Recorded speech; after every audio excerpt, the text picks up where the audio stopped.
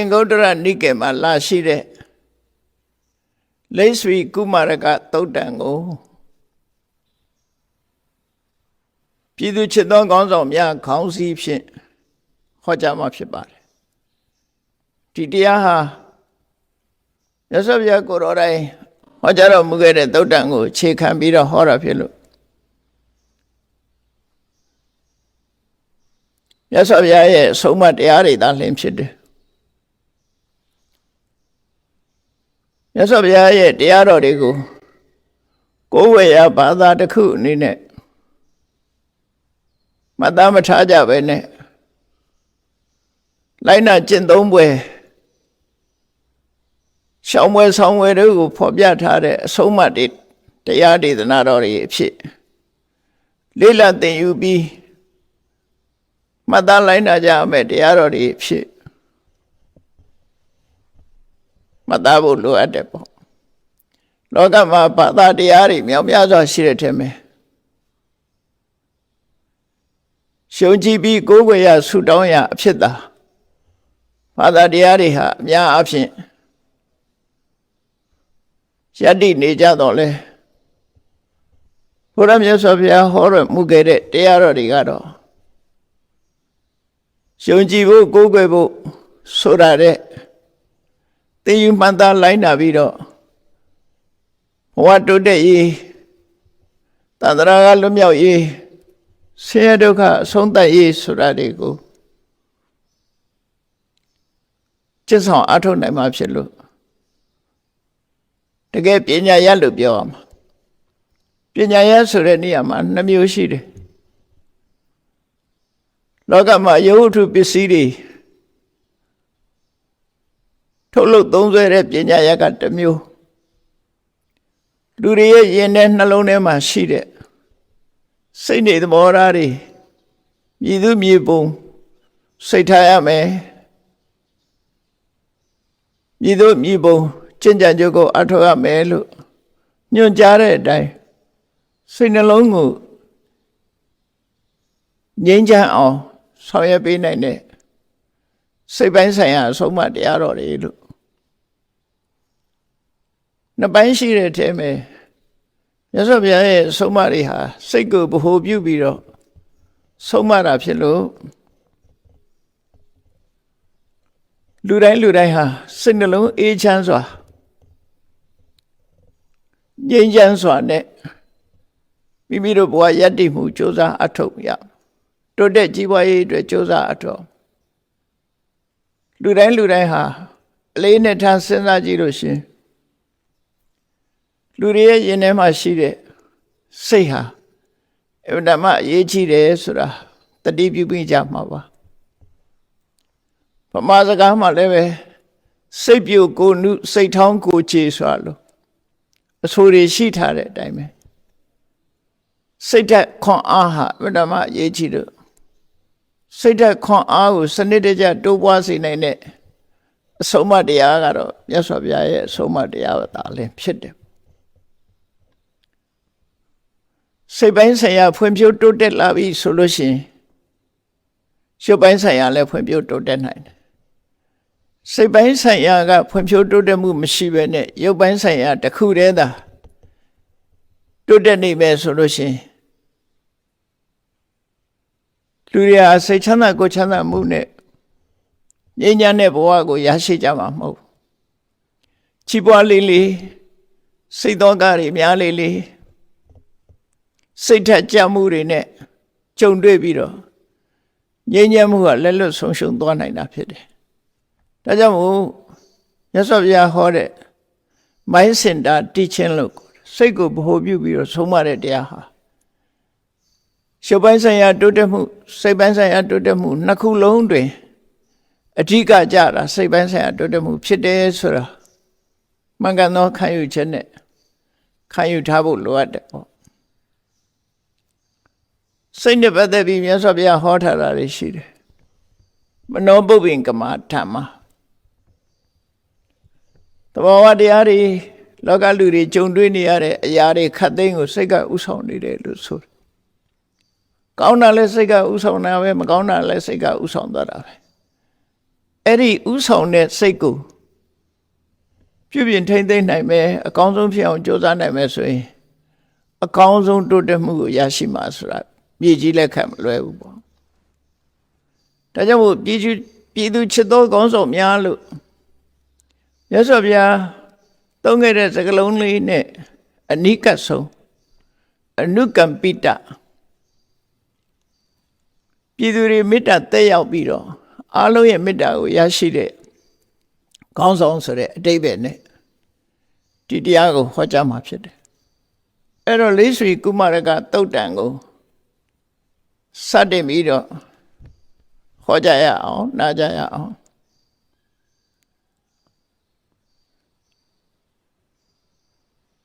ယဝုဒတတော်ထေရရှိစဉ်ကာလကမစ္စည်းမဒေသတဝိုက်ခရီးဒေသစာရီကြွပြီးတော့ထွထွရဒေသမှာတရင်သုံးနေထိုင်ပြီးတရဝရရဲ့အကျိုးလောကသားရဲ့အကျိုးကိုဆောင်ရွက်တော်မူတယ်ဒီသုတ်တံမှာတော့မြတ်စွာဘုရားဟာဝေသာလီမြို့မဟာဝနဆိုတဲ့တောအုပ်ကြီးအတွင်ရောက်ရှိနေထိုင်ပြီးလက်ဆွေမင်းနေဆောက်လုပ်လှူဒန်းထားတဲ့ကုတကာရတာလာဆိုတဲ့ကျောင်း၌အတွင်မှာတရင်သုံးနေတဲ့ချိန်ဖြစ်တယ်မဟာဝနဆိုတဲ့တောအုပ်ကြီးလည်းမှာလက်ဆွေတွေကလှပဆန်းကျဲအထွတ်တင်နဲ့ဆောက်အုံကြီးကိုဆောက်လုပ်ပြီးတော့လှူဒန်းထားတယ်စာပေမှာကုတကာရတာလာလို့မှတ်တမ်းတင်ထားတယ်အဲ့ဒီကုတကာရတာလာမှာသတင်းသုံးနေတဲ့အချိန်နေ့စဉ်လုံးနေကြထုံးစံအတိုင်းနည်းနည်းမိုးတော့လေးရောက်တဲ့အခါမြတ်စွာဘုရားဟာမြို့ထဲမှာဆွမ်းခံကြွတယ်ဆွမ်းခံကြွပြီး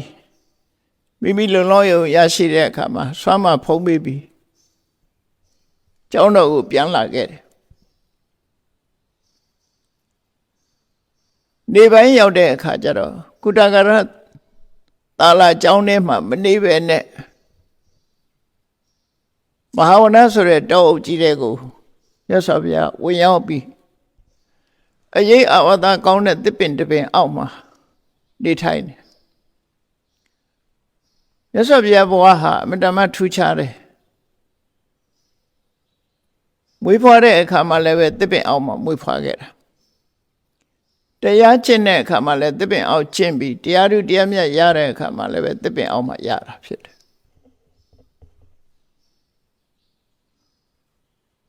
ဖျားဘုရား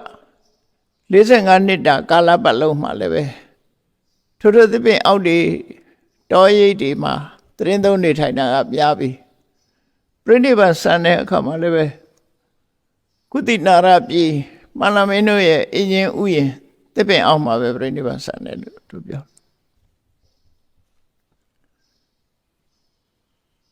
အဲ့တော့သဘာဝပတ်ဝန်းကျင်ကိုသဘာဝပတ်ဝန်းကျင်မှာ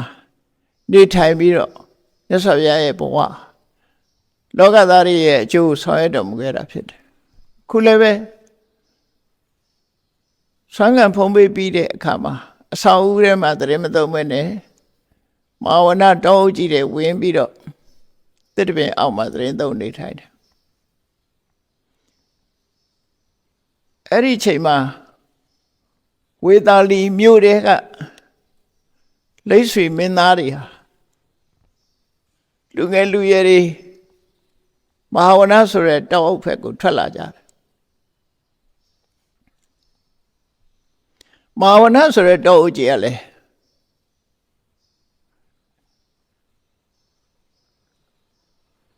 မြို့နားမှာ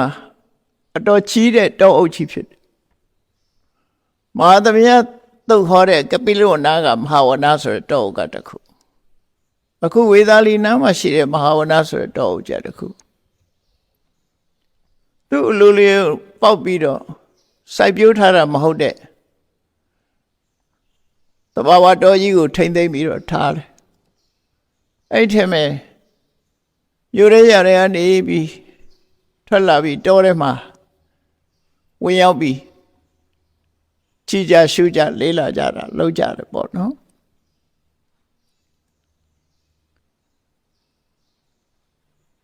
ဝေသာလီရဲ့ဝေသာလီဟာမြို့တော်ဝေသာလီမြို့တော်ရဲ့တရားဌာနကိုတော့ဝိစီနိုင်ငံလို့ခေါ်တယ်ဝိစီနိုင်ငံတော်ကြီးရဲ့မြို့တော်ကဝေသာလီဖျားလက်ထက်မှာအလုံးကိုစီကာတိုးတက်လာလို့မြို့ပြအိမ်ယာတွေကိုထတိုင်းတွေကိုသုံးချိန်သုံးကချဲ့ပြီးတော့မြို့ကိုချက်ထွင်ရတဲ့မြို့ကြီးပေါ့ဒီကနေ့ခေတ်မှာလည်းပဲတိုးတက်လာတဲ့မြို့ကြီးတွေဟာအခုလိုပဲချက်တွင်ကြရတာဖြစ်တယ်ဝေသာလီဟာအလုံးကိုစီကားလာတယ်ဝေသာလီဗဟိုပြုပြီးတော့ဝိစီတိုင်းကြီးကိုအုပ်ချုပ်တဲ့ပုဂ္ဂိုလ်တွေကတော့လိတ်ဆွေလို့ခေါ်တဲ့မိမျိုးတွေပဲဖြစ်တယ်သူတို့ဟာတဦးတယောက်ထိကအုပ်စိုးတဲ့ monarchical system နဲ့ဧကရေဘုရင်စနစ်နဲ့အုပ်စိုးတာမဟုတ်ဘဲနဲ့ခဏခေတ်ပါလီမန်စနစ်ခတ်ဆန်တာလိတ်ဆွေလူမျိုးတွေကပဲစုပေါင်းပြီးတော့အုပ်စိုးတဲ့နိုင်ငံကြီးဖြစ်တယ်။ oligarchy လို့ခေါ်တာပေါ့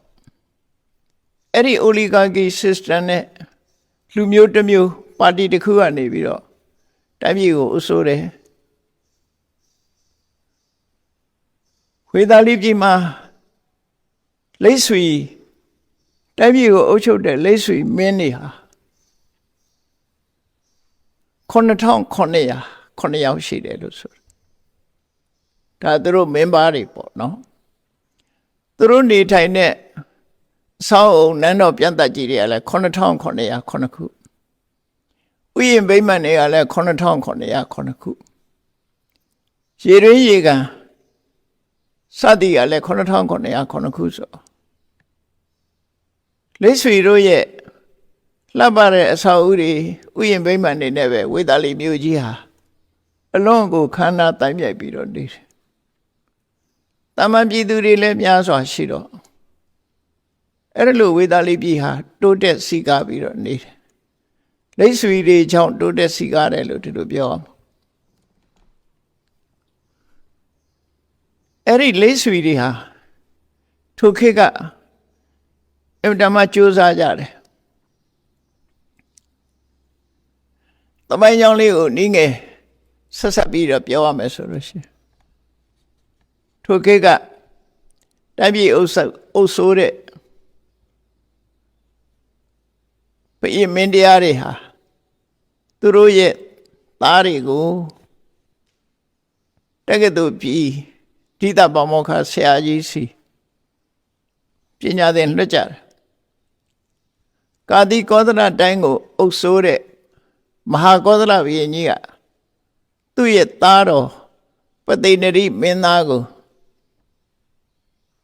တက္ကသိုလ်ဆေလွတ်တယ်ခဏခေတ်မှလည်းပဲလူငယ်လူရွယ်တွေထင်ရှားကြော်ကြတဲ့တက္ကသိုလ်တွေပို့လွတ်ပြီးတော့ပညာသင်စေကြတာပဲဒါအစင်လာကြီးတစ်ခုပဲနောက်ဝိစီတိုင်းကလည်းပဲလိတ်ဆွေမင်းတွေက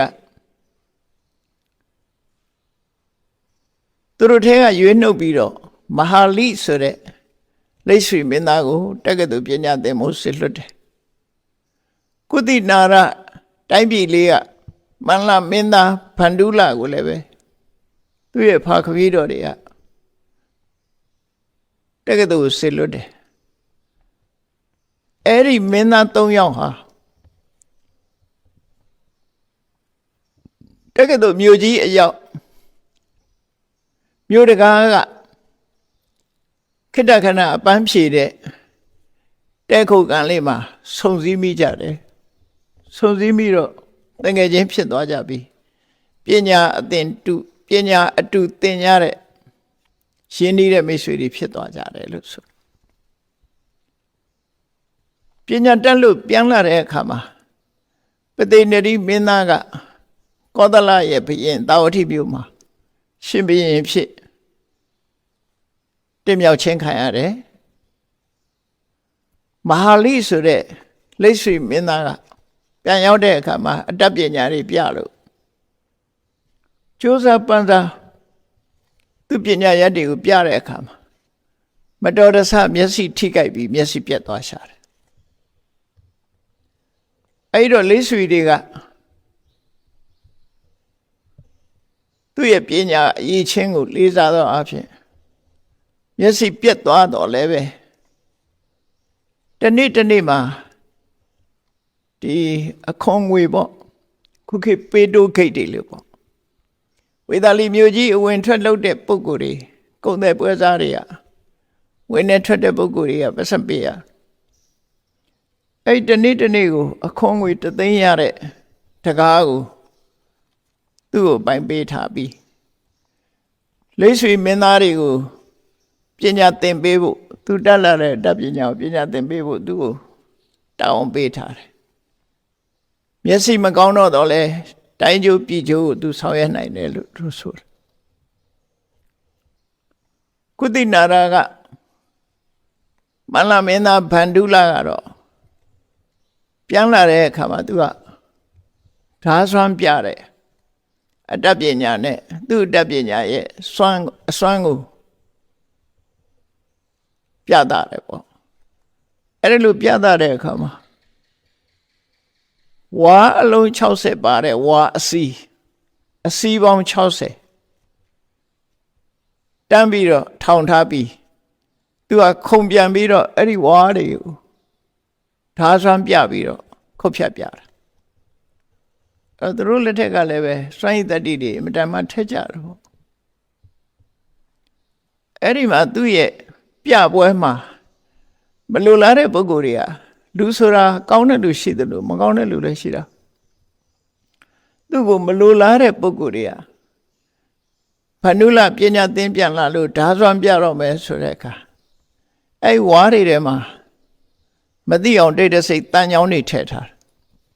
ဝါးစီတိုင်းမှာတန်ချောင်းတွေပါတယ်အချိန်ကြလို့ဓာဆွမ်းပြတဲ့အခါမှာသူ့ရဲ့ဓာဆွမ်းတတ္တိနဲ့ခုံပြန်ပြီးတော့ဝါးစီ60ကိုတစည်းပြီးဓာနဲ့ခုတ်ပြီးတော့ဖြတ်ပြတယ်နောက်ဆုံးအစီရောက်တဲ့အခါကျတော့ဓာသွားနဲ့တန်နဲ့ထိတဲ့အတန်လေးရထွက်လာတယ်တန်ချင်းထိတဲ့အတန်လေးထွက်လာတဲ့အခါကျတော့သူကတန်ချောင်းတွေထည့်ထားတယ်ဆိုတာသိသွားတယ်အကုန်လုံးစစ်ဆေးကြည့်တဲ့အခါမှာဝါးစီ60လုံးမှာတန်ချောင်းတွေထည့်ထားကြတယ်အဲ့ဒီမှာသူအလုံးကိုစိတ်ဆိုးသွားတယ်ငါပေါ်မှာချစ်မြတ်နိုးတဲ့မိတ်ဆွေသင်္ကားမရှိဘူးငါ့ကိုဒုက္ခရောက်အောင်လုပ်ကြတယ်အကယ်၍ငါ့ကိုပြောမဲ့လူရှိလို့တန်ချောင်းတွေထည့်ထားတယ်လို့သိရင်တန်ချင်းထိတဲ့အတန်မပေါ်အောင်ငါခုတ်ပြနိုင်တယ်ဆိုပြီးတော့ဓာတ်ကိုပြစ်ချပြီးတော့ဝမ်းနဲ့ပလက်ငိုကြွေးပြီးအလုံးကိုတတ်ပြီးတော့သူ့ပေါ်မှာမဟုတ်တာကြံတဲ့လူတွေတတ်ပြီးတော့တိုက်ပြည်အာဏာကိုယူမယ်လို့ချိန်ဝါတဲ့အခါမှာသူ့ရဲ့မိဘတွေကချော့မော့ပြီးတော့ထားရတယ်သို့တော့သူ့စိတ်ထဲမှာအခဲမကြေလို့ဒီနိုင်ငံမှာတော့နေတော့ဘူးဆိုပြီးသူ့ရဲ့ကျောင်းတော်ကတငယ်ချင်းဖြစ်တဲ့ကောသလတိုင်းကပသိနရိနိုင်ငံဘက်ကိုထွက်သွားတယ်အပြေးပိုင်ထွက်သွားအဲ့ဒီကောသလတိုင်းရောက်တဲ့အခါကျတော့တာဝတိမြို့ရောက်တော့ပသိနရိမင်းကသူ့ရဲ့စွမ်းရည်တတ္တိကိုရှုံကြည်တယ်လူချင်းလည်းခင်တယ်ဒါကြောင့်သူ့ကိုစစ်သူကြီးရာထူးပေးထားတယ်ဗန္ဓုလစစ်သူကြီးဆိုတာအဲ့ဒီကနေလာတယ်မြန်မာနိုင်ငံမှာလည်းပဲစစ်သူကြီးဗန္ဓုလဆိုတာအဲ့ဒီနာမည်ယူပြီးတော့ဘာကြီးတော့မင်းတရားလက်ထက်မှာထင်ရှားကြော်ကြတဲ့စစ်သူကြီးတူမဟာဗန္ဓုလဆိုပြီးအလုံးသိကြတယ်ပေါ့နော်နာမည်ကတော့အဲ့ဒီကဆက်လာတဲ့နာမည်ပေါ့ဗန္ဓုလဆိုတဲ့ဘွဲ့ပေးထားအဲ့ဒီလိုတိုင်းရေးပြည်ထူထောင်တဲ့ပုဂ္ဂိုလ်တွေကပညာသင်ပြီးတော့ခေါင်းဆောင်လုပ်ကြရတယ်အဲ့ဒီမဲ့ ဝိစီနိုင်ငံတော်ကြီးကိုခေါင်းဆောင်ကြတဲ့ဝေသာလီမင်းနေတယ်မယ်ပညာတော်သင်ပြန်ဖြစ်တဲ့မဟာလိကတော့မျက်စိပြတ်သွားရှာတယ်သို့တော့သူဟာဒိဋ္ဌိမင်းသားငယ်တွေကိုသူသင်လာတဲ့ပညာရက်တွေကိုသင်ကြားပို့ချလို့ဒိဋ္ဌိတွေဟာညဖြစ်တဲ့နေရာမှာထူးချွန်ကြအဲ့ဒီခေတ်ကခုခေတ်လိုသင်္နက်လက်နဲ့တွေမရှိသည့်အတွက်ကြောင့်မြားဟာအရေးကြီးတဲ့အဝေးကနေပြေးရတဲ့လက်နဲ့တစ်မျိုးဖြစ်တော့အလွန်ကျွမ်းကျင်စွာပြစ်နိုင်ကြလူစိတ်မင်းသားတွေဟာစီရေးလေ့ကျင့်မှုစစ်ပညာသင်တဲ့အချိန်မှာသူတို့ဟာတက်သားကောင်းအုံးပြီးတော့အိတ်ကြရတယ်မြားပြည့်လေ့ကျင့်နေတဲ့အခါမှာဘလောက်ထီအောင်စွမ်းရည်တတ္တိထက်တယ်လဲလို့ဆိုရင်တော့ပေါက်လောက်အပေါက်ကလေးအနေပြီးတစ်ဖက်မှာရှိတဲ့တာခက်ပြစ်မှတ်ကိုမှောင်ပြစ်နိုင်ကြတယ်ရှေ့ကပြစ်လိုက်တဲ့မြားကိုမြားရဲ့အမီးကိုနောက်ကမြားကထိမှန်အောင်ပြစ်နိုင်တယ်အဲ့ဒါလောက်ထီအောင်သူတို့မြားပြစ်စွမ်းရည်တတ္တိရှိခဲ့ကြတယ်သင်လဲသင်ကြားကြတယ်ဒါပိဋကတ်တော်ထဲမှာရှန္ဒနာကဆွမ်းခံသွားရင်လိဆွေမင်းနေမင်းသားငယ်တွေမြားပြစ်လေ့ကျင့်တာကိုယ်ရမြင်ခဲ့ရတဲ့အခါကျတော့မြတ်စွာဘုရားကိုလျှောက်တယ်သူတို့ဟာသိကျွမ်းကျင်ကြတာပဲမြားတစ်စင်းနဲ့တစ်စင်းထိအောင်ပြစ်နိုင်ရတယ်ဆိုတဲ့အကြောင်းပုံခံနုပုံခံဆိုတဲ့စကားလုံးလေးနဲ့မြတ်စွာဘုရားလျှောက်တော့မြတ်စွာဘုရားယဟန်တော်တွေကိုအဲ့ဒီလိဆွေတွေကြိုးစားတယ်လို့စိတ်ပိုင်းဆိုင်ရာတရားဓမ္မတိုးတက်အောင်လဲကြိုးစားရမယ်လို့ဟောတာမျိုးသုတ်တန်လေးတွေရှိတယ်တက်တန်းကောင်းအိပ်ပြီးတော့အခုလိုကြိုးစားပန်းစားလှုပ်ဆောင်နေသမျှလိဆွေတွေကိုဘယ်သူမှအနိုင်မယူနိုင်ပါဘူးလို့အစန္ဒတကလိဆွေနိုင်ငံတော်ကိုဝင်ရောက်ကျူးကျော်တိုက်ခိုက်ဖို့ကြံစည်နေတာကိုမြတ်စွာဘုရားကသိရှိလို့လိဆွေတွေကအခုလိုကြိုးစားနေသမျှအစာတသဘယ်တော့မှအခွင့်အရေးမရနိုင်ဘူးလို့လူဟောခဲ့တဲ့သုတ်တန်လေးတွေဟာအမှတ်တရရှိတယ်ပေါ့နော်စီလုံးညီညွတ်တယ်ကြိုးစားကြတယ်ဒီခါမှလည်းပဲမြတ်စွာဘုရားကမဟာဝနတောထဲမှာရောက်ရှိနေထိုင်တဲ့အချိန်မှာမြတ်ပြည့်ကျွမ်းကျင်တဲ့လိဆွေမင်းသားငယ်တွေဟာလင်းညိုတင်ထားတဲ့မြားတွေလေးတွေကိုကိုယ်တိုင်ကိုယ်ဆိုင်ကိုစီကင်ပြီးတော့တောထဲဝင်လာကြတယ်သူတို့နဲ့အတူလေ့ကျင့်ထားတဲ့ခွေးတွေလည်းပါလာတယ်တောထဲဝင်ရောက်လာကြတယ်တောထဲဝင်ရောက်လာတဲ့အခါခက်လန်းလန်းကနေပြီးတော့မြတ်စွာဘုရားတစ်တပင်အောက်မှာထိုင်ပြီးတော့သောဘာဘဝင်စားနေတာမြင်ရတဲ့အခါကျတော့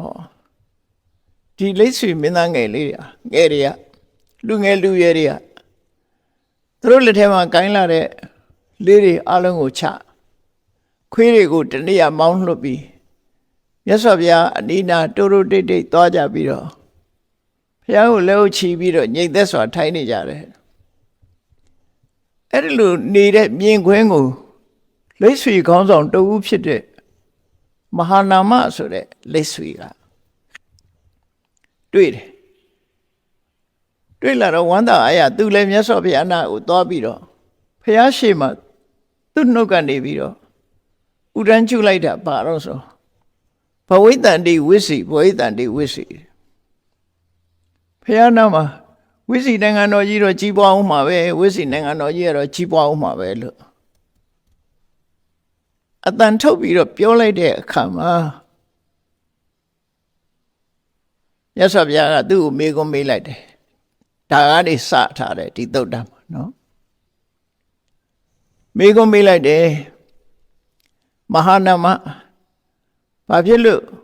ဝိစီနိုင်ငံတော်ကြီးဟာကြီးပွားအောင်မှာပဲဝိစီနိုင်ငံတော်ကြီးဟာကြီးပွားအောင်မှာပဲလို့ဘာဖြစ်လို့ပြောတာလဲလို့ဆိုအရှင်ဘုရားတဲ့ဒီမင်းသားငယ်တွေဒီလူငယ်တွေဟာအတော်ကြမ်းတမ်းပြီးတော့ရိုင်းဆိုင်တဲ့ကလေးတွေဖြစ်တယ် သူတို့ဟာအလွန်ကြမ်းကြုတ်ကြတယ်ပညာသင်ကြားပြီးတော့ရက်ဆက်ကြမ်းကြုတ်မှုရှိတယ်ဆိုလိုတာကတော့ရက်ဆက်ကြမ်းကြုတ်တယ်ဆိုတာထက်မြက်တယ်လို့ပြောတာပါနော်ကြမ်းကြုတ်တယ်ဆိုတာထက်မြက်ကြတယ်သူတို့ဟာလမ်းသေးရဲ့ဆန်ဆန်ဒီရှင်ကျေးသိမ်မွေးတဲ့ပုဂ္ဂိုလ်တွေမဟုတ်ဘူးတဲ့မြို့ရဲရွာထဲမှာဆိုလို့ရှိရင်လက်ဆောင်ပစ္စည်းတွေပါတွေရှူသားတာတွေ့လို့ရှိရင်သူတို့ကလူရက်ပြီးစားတော့လာကြတယ်မင်းသားတွေလမ်းသေးရဲ့ခက်ဆန်ဆန်ပေါ့နော်အဲ့လိုရိုင်းပြတဲ့ကလေးတွေအမျိုးသမီးတွေဆိုလို့ရှိရင်နောက်ကနေတစ်တဆိတ်လိုက်ပြီးတော့ခြေထောက်နဲ့ကန်ကြောက်တာတို့ပြောင်းတာနောက်တာစတာတို့လှုပ်လေရှိကြတယ်တော့ဒါကတော့လူငယ်တွေရဲ့တဘာဝကိုပြောတဲ့အဓိပ္ပာယ်ပဲအဲ့ဒီလိုရိုင်းပြတဲ့မာနကြီးတဲ့ကလေးတွေဟာအခုချိန်မှာမြတ်စွာဘုရားရှေ့မှာတိတ်ဆိတ်နဲ့လက်အုပ်ကလေးချီပြီးတော့ငြိမ်သက်ထိုင်နေတာမြင်လို့ဒီလောက်ရိုင်းတဲ့ကောင်းလေးတွေအခုလိုငြိမ်သက်တာဟာအတွန်းအံ့ဩစရာကောင်းလို့လူရင်ကြီးလေးတွေဖြစ်နေတာမြင်လို့တပည့်တော်ဝမ်းသာအားရဖြစ်ပြီးဘဝိတ္တိဝိစီနိုင်ငံတော်ကြီးဟာကြီးပွားတိုးတက်အောင်မှာပဲလို့ပြောလိုက်တာပါလို့အဲ့ဒီကနေပြီးတော့ဒီသုတ်တန်ကိုစားတာပဲအဲ့တော့မြတ်စွာဘုရားကမဟာနာမကိုဟောတယ်ယတ္တကတ္တစီမဟာနာမကုလပုဒ္ဒတပိစဓမ္မသံဝိသန္တိခေါင်းဆောင်လုပ်တဲ့အမျိုးခေါင်းသားမှာအရေးချင်း9ရက်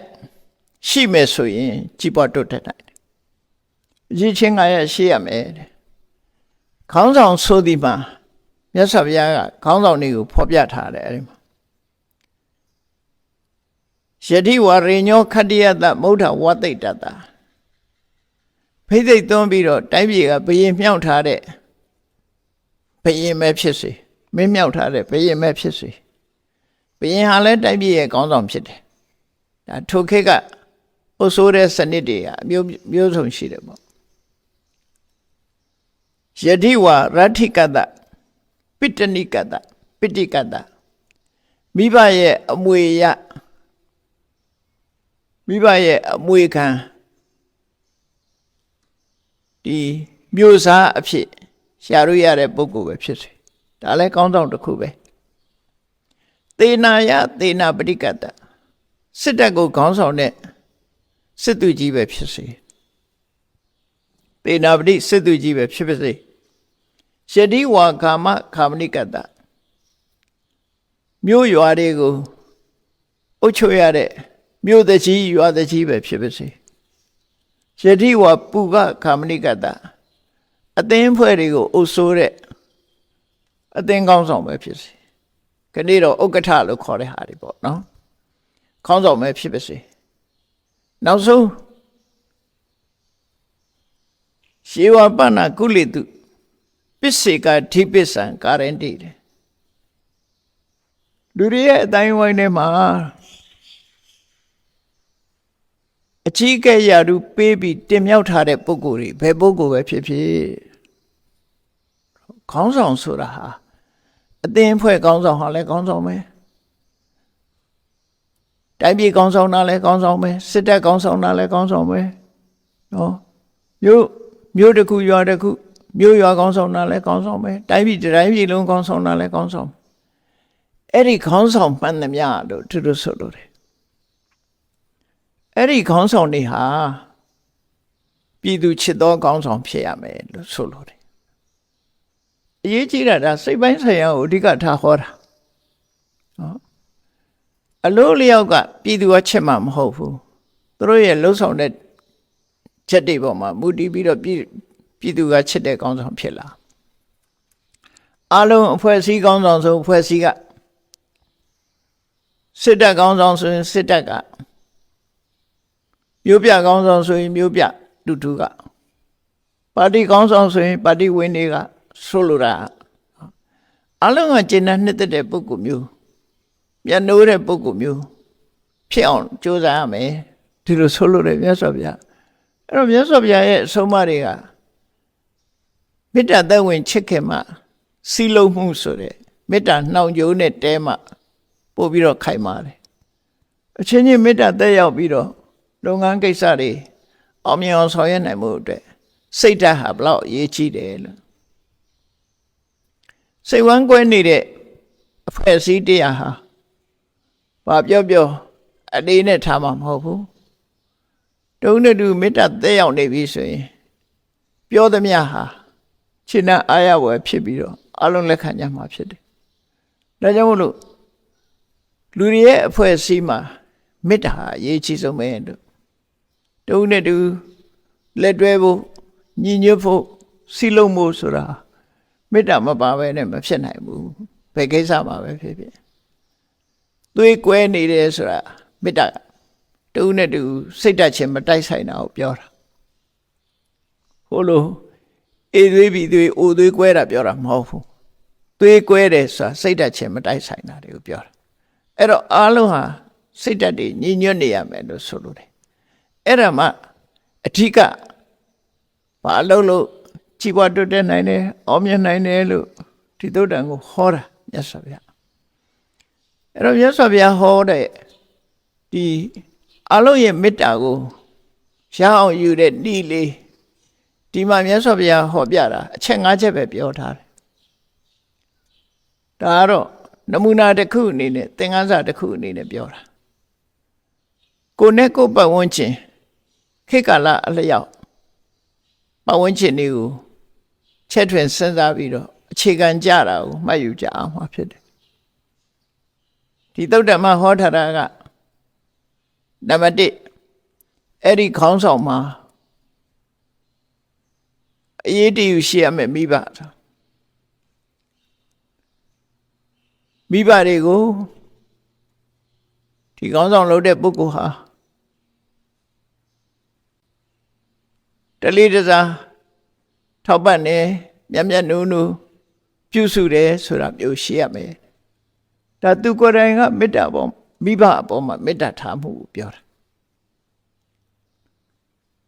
လူတိုင်းဟာမိဘမေတ္တာရသလားဆိုမရနိုင်မိဘကမေတ္တာပြည့်နေတဲ့သားသမီးတွေလည်းရှိတာပဲအဲ့တော့နံပါတ်1ကိုယ်နဲ့အနိစ္စဆုံးမိဘရဲ့မေတ္တာမိဘကိုမိမိအနေနဲ့ဝတ္တရားခြေပြွန်ပြီးတော့အလေးနဲ့ပြုစုရမယ်လေးစားရမယ်မြတ်လို့ရမယ်ဒါတစ်ချက်နောက်တစ်ခါကိုယ်နဲ့အတူတကွနေဘက်တည်းကဘယ်သူတွေတုံးဆိုလို့ရှိရင်အိမ်တော်ဘက်မိသားစုဆိုတာကိုယ့်ရဲ့မိသားစုရဲ့မေတ္တာကိုလည်းရဖို့လိုတယ်အဲ့တော့လူတိုင်းကမိသားစုမေတ္တာရလားဆိုမရဘူးအိမ်မှာစီလိုကြီးပြုတ်ကွဲနေတဲ့လူအိမ်တော်တွေအများကြီးရှိတယ်ဟောမေတ္တာမရကြဘူးမိသားစုရဲ့မေတ္တာအိမ်မှာလုံးလုံးတဲ့ဝန်ထမ်းတွေရဲ့မေတ္တာကြီးရင်ကြီးသလိုနဲရင်နဲသလိုပေါ့ကိုယ့်ရဲ့ဝန်ထမ်းတွေမိသားစုတွေရဲ့မေတ္တာကိုလည်းရအောင်ကိုယ်တိုင်ကသူတို့အလေးနဲ့ထားမေတ္တာထားပြုစုမေတ္တာထားပြီးတော့ထောက်ပံ့တယ်ဆက်ဆံတယ်ဒါဒုတိယအချက်တတိယအချက်ကတော့ခိတ္တသမ္မန္တခိတ္တကမ္မန္တသမ္မန္တသပြောဟာတွေဆိုတဲ့ဒီစကားလုံးကိုသုံးထားတာခိတ္တဆိုတာလဲမြေကမ္မန္တဆိုတာလုပ်ငန်းခွင်သမ္မန္တဆိုတာအနီးဆိုလိုတာကိုယ့်ရဲ့အိမ်နာနေချင်းအလုပ်ကိုင်လုပ်ငန်းခွင်နေချင်းကိုယ်နိုင်ငံဆိုရင်နိုင်ငံနေချင်းအိမ်နေချင်းနိုင်ငံလို့ပြောတယ်အိမ်နေချင်းနိုင်ငံနေအလုပ်တူနေတဲ့ပုဂ္ဂိုလ်တွေအားလုံးဟာဆိုလိုတာကနေ့ခေတ်အမြင်နဲ့ပြောမှဆိုလို့ရှိရင်အိမ်နေချင်းနိုင်ငံတွေရဲ့မေတ္တာသက်ရောက်မှုကိုရအောင်ယူရမယ်အိမ်နေချင်းနိုင်ငံနဲ့တက်အောင်ပေါင်းအောင်မလို့ပြောတာနော်အိမ်နေချင်းနိုင်ငံနဲ့မေတ္တာရှိနေရမယ်အိမ်နေချင်းဆိုတာဗမာစကားပုံအတိုင်းပဲနီးတစ်ချက်တဲ့နီးမတည့်ကြတာတွေကရှိတယ်လေတော့ကြပေါ်လာလိုက် ကျူးကျော်တယ်ဆိုပြီးတော့စကားများကြရန်ဖြစ်ကြအိမ်နာနေချင်းဆိုရင်ဟိုတစ်ဖက်အိမ်ကခြံချဲ့တယ်ဆိုပြီးဒီဘက်ကရန်ဖြစ်ပြန်အဲ့လိုမျိုးတွေဖြစ်တတ်တယ်ပေါ့နော်ဒါကြောင့်မို့အိမ်နာနေချင်းမှာမေတ္တာသက်ရောက်ဖို့လိုအပ်တယ်ကိုယ့်ဘက်ကလည်းကောင်းအောင်မယ်သူ့ဘက်ကလည်းကောင်းအောင်နှုံဝတ္တရားခြေပြုံမယ်ဆိုလို့ရှိရင်အိမ်နာနေချင်းကောင်းနေဖြစ်လာမယ်အဲ့ဒီအိမ်နာနေချင်းကောင်းဖြစ်ဖို့ကလည်းအရေးကြီးတဲ့အချက်တစ်ခုပဲတဲ့ကိုယ်တိုင်စပြီးခေါင်းဆောင်ကောင်းဟာကောင်းအောင်လုပ်ရမယ်လို့ပြောတယ်အိမ်နာနေချင်းနေနဲ့တဲ့အောင်ဆင်ပြေအောင်နေထိုင်ရမယ်နောက်ဆုံးတစ်ခုကတော့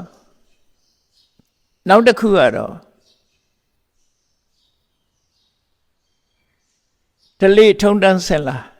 tradition လို့ခေါ်တဲ့အရာတွေပေါ့ရှေးရိုးစဉ်လာ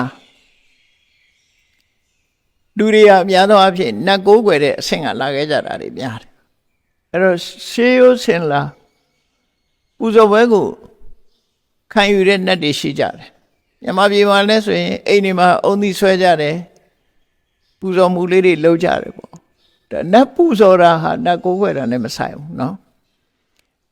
နတ်ကိုးကွယ်တာမျိုးပြောတာမဟုတ်ဘူးပူဇော်တယ်ဆိုတဲ့အဓိပ္ပာယ်ကအလေးထားတယ်ကျွေးမွေးတယ်ပေးကမ်းတယ်ဆိုတဲ့အဓိပ္ပာယ်မျိုးရောက်တယ်ကိုးကွယ်တယ်ဆိုတာတော့သူပြောသမျှအကုန်လုပ်တာပေါ့သူစကားပဲအကုန်နားထောင်တယ်ဆိုတော့မှကိုးကွယ်တာဆိုတော့ကိုယ့်အိမ်ဧည့်သည်လာလို့ရှင်ဘယ်သူပဲလာထမင်းတန်ထမင်းကော်ဖီတန်ကော်ဖီဆိုပြီးအခမ်းကြတာအဲ့ဒီအခမ်းတာလဲပူဇော်တယ်လို့ခေါ်တာပဲဟောစာပေကိုယ်လာတဲ့ဧည့်သည်ကိုကအခမ်းနဲ့ကျွေးမွေးတယ်ဆောင်းလျှော်တယ်အဲ့ဒါလိုပဲကိုမမြင်ရတဲ့နတ်တွေထုံးနှံစင်လာလုံနေတဲ့နတ်တွေရဲ့မေတ္တာကိုလည်းရယူအောင်ဝတ္တရားမပြတ်နေဖို့လိုအပ်တယ်လို့ဆိုလိုတယ်နော်ဝတ္တရားမပြတ်သူတို့ကိုအတိမတ်ပြုပြီးတော့ပူဇော်နေရချပူဇော်မှုကိုပေးရမယ်ဘယ်သူပဲဖြစ်ဖြစ်လူဆိုတာတရဝါဆိုတာတရိษံကအစပဲစဉ်းစားကြည့်လေခွေးတောင်မှပဲကိုယ်ကမေတ္တာရှိပြီးတော့သူ့ကိုကျွေးတယ်မွေးတယ်ဆိုလို့ရှိရင်ကိုယ့်ပေါ်မှာသူမေတ္တာသက်ရောက်တာပဲနော်မေတ္တာသက်ရောက်တယ်အဲ့တော့တရိษံကတော့မှပဲအမှန်တန်ရိုင်းပြတဲ့ကြားကြီးတွေကစနော်ချင်းသေးတွေကစမွေးထားကြတာတွေရှိတယ်အဲ့ဒါတွေဟာကိုယ်ကမေတ္တာသက်ရောက်ပြီးတော့နေလို့ရှိရင်သူတို့မေတ္တာအပြန်လှန်တော့လာတာပဲအလုံးလာတာအဲ့တော့လူတွေဆိုပဲမလာပဲရှိမလားကိုမမြင်ရတဲ့နတ်တွေကလည်းပဲအဲ့ဒါလို့ကိုယ်မေတ္တာတုံ့ပြန်မယ်ဆိုတာကိုသဘောပေါက်ရမှာပဲနော်မြင်ရတဲ့သတ္တဝါရှိသလိုမမြင်ရတဲ့သတ္တဝါတွေရှိတယ်အဲ့ဒီမမြင်ရတဲ့သတ္တဝါတွေကလည်းကိုယ်ပေါ်မှာကိုငါ့ကိုအလေးပြုတယ်ငါ့ကိုမေ့မထားဘူးပြစ်မထားဘူးဆိုပြီးသူတို့လည်းကျေနပ်မှာပဲလေတာအဲ့ဒီကျေနပ်မှုရအောင်မမြင်ရတဲ့သတ္တဝါဖြစ်တဲ့နတ်တွေရဲ့ကျေနပ်မှုကိုရအောင်ဒီမျက်နှာချင်းပူဇော်ခြင်းဆိုတာလုပ်ရမယ်လို့ပူဇော်တယ်ဆိုတာပေးတာကဏ္ဍကိုပြောတာပဲနော်ဗမာစကားမှာတော့ပူဇော်တယ်ဆိုရင်ဒီကွဲလွဲမှုဖြစ်တယ်မှန်တော့ကိုယ်အိမ်လာတဲ့ဧည့်သည်ကိုကော်ဖီတိုက်တာဒါကော်ဖီနဲ့ပူဇော်တယ်လို့သုံးလို့ရစာပေရနော်ပူဇော်တာပဲဒါလည်းပူဇော်တာအဲ့ဒါလို့ပေးကမ်းတာပူဇော်တာမျက်နှာမှုကိုပြတာတွေဟာသူစီကမေတ္တာကိုရလာတာပဲအချင်းချင်းပြန်မေတ္တာရသွားပြီဆိုလို့ရှင်ကောင်းတူဆိုးပဲဆိုတာဖြစ်လာတယ်အချင်းချင်းမေတ္တာတက်ရောက်လာလို့ရှင်ကိုယ်ဟာကြီးပွားတိုးတက်ဖို့အနေအထားတစ်ခုထောက်ကူဖြစ်လာတယ်နောက်ဆုံးတစ်ခုကတော့စာပေထဲမှာသုံးတဲ့စကားလုံးကသမဏဖြစ်မဏလို့သုံးတယ်ခုခေတ်နဲ့ပြောမှဆိုရင်ဘာသာရေးပုဂ္ဂိုလ်တွေလို့ပဲပြောလို့ရမှာပေါ့နော်ဘာသာရေးဆရာတွေအိန္ဒိယနိုင်ငံမှာပထမဆုံးဘာသာရေးနဲ့ပတ်သက်တဲ့အုပ်စုကြီးနှစ်ခုရှိတယ်ပထမအုပ်စုကပြမနာလို့ခေါ်တယ် အဲ့ဒီပြမနာကတို့ကတော့မကောင်းမှုတွေကိုမျောမယ်မကောင်းမှုတွေကိုဆေးကြောတန်းစင်မယ်ဆိုရင်အိမ်တော်ပြုတဲ့လူဘဝမှာလူလောကမှာမနေဘဲနဲ့ရေသေးရဟန်းဟုတ်ပြီးတော့နေကြတယ်မကောင်းမှုကိုမျောတယ်ဆိုတဲ့အနေနဲ့အဲ့ဒါပြမနာအုပ်စုနောက်တစ်ခါပြမနာအုပ်စုတွေအချင်းပြက်လာတာကိုအချင်းပြက်ရုံမကသူတို့ကပြမနာလူမျိုးတွေသာလျှင်ကျင့်ရမယ်ဆိုတဲ့ကန့်သတ်ချက်တွေဖြစ်လာတဲ့အခါကျန်တဲ့ပုဂ္ဂိုလ်အများစုကမကြည်မနှက်ဖြစ်လာပြီငါတို့ကမကောင်းတဲ့စိတ်ဓာတ်တွေငြိမ်းအောင်ကျင့်မယ်ဆိုပြီးတော့ပါပေသမေတိတိသမနောဆိုတဲ့သမဏအုပ်စုတစ်ခုပေါ်လာပြန်တယ်ဘာသာရေးကိုင်းနှစ်ကိုင်းပေါ်လာတာအဲ့ဒါကိုသမဏအုပ်စုနဲ့ပြမနာအုပ်စုသမဏပြမနာ movement လို့ခေါ်တယ်အုပ်စုကြီးနှစ်ခုပေါ်လာဒါရှေးခေတ်ကဘာသာရေးအုပ်စုနှစ်ခုပဲကောင်းနေထိုင်မယ်ဘာသာရေးလုပ်တယ်ဆိုတာဖျားတရားအလုပ်ကိုလုပ်တယ်စီးပွားရေးအလုပ်ကိုလုပ်တာမဟုတ်တော့ဘူးအဲ့ဒီအလုပ်ကိုလုပ်နေကြတဲ့အကျင့်ကောင်းနေထိုင်ကောင်းတဲ့ပုဂ္ဂိုလ်တွေကိုလည်းရှုသေးရမယ်မျက်နှာရမယ်လေးစားရမယ်ပေးကမ်းထောက်ပံ့ရမယ်ခေါင်းဆောင်လုပ်တဲ့ပုဂ္ဂိုလ်ဟာပြန်ပြီးတော့ချုပ်လိုက်လို့ရှင်မိဘတွေကိုပေးကမ်းထောက်ပံ့ရမယ်မိသားစုနဲ့ဝန်ထမ်းတွေကိုပေးကမ်းထောက်ပံ့ရမယ်အိမ်နီးချင်းနိုင်ငံ